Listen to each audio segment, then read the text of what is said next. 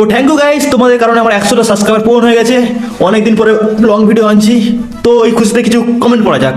ভাই তুমি কি গাঁজা খেয়ে ভিডিও করো? কি বলে ভাই, কি বলে আমি গাঁজা খেয়ে ভিডিও করব? না, ভিডিও পরে গাঁজা খাই। কেমন মেয়ে চাও তুমি? ভাই আমি এমন একটা মেয়ে চাই যে বিটিএস কে হিজড়া বলে। ভাই জোক ছিল, মজা করছিলাম। তো চলো দেখা যাক টিকটক ভিডিও।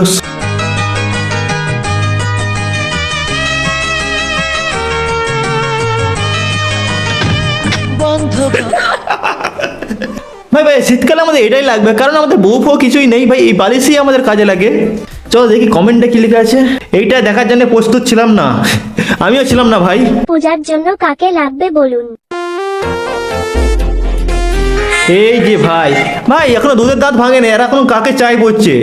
এখন করে যুগে ভাই কি হয়েছে জানি না ভাই, বাচ্চা মেয়েরাও এত পেকে গেছে, যতটা এখনো বড়রাও পাকে নেই। বেডা মানুষের কিসের আবার স্বাধীনতা, ঘরের বউ যেটা বলবে সেটাই ফাইনাল।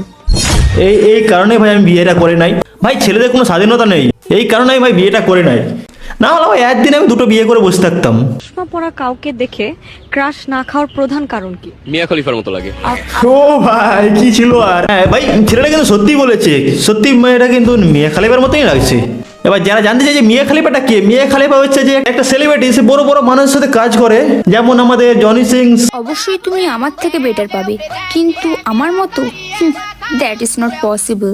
না ভাই চাই না, আমি ভাই তোর চেয়ে বেটারই চাই, কিন্তু তোকে একদম চাই না ভাই। তোকে নেওয়ার পর আমি জিন্দগি ঝান্ড করার কোনো ইচ্ছা নাই। একটা মেয়ের যদি তোমাকে ভালো লাগে তো নিজেকে এত হ্যান্ডসাম ভাবার দরকার নেই, মেয়েদের এমনি সব ছেলেদেরই ভালো লাগে।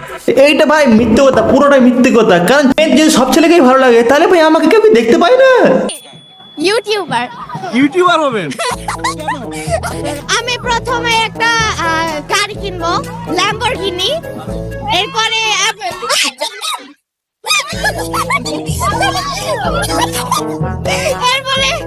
এবারে জানি না কি করবো। এই ভাই ছাত্রী ইউটিউবার হতে চাই।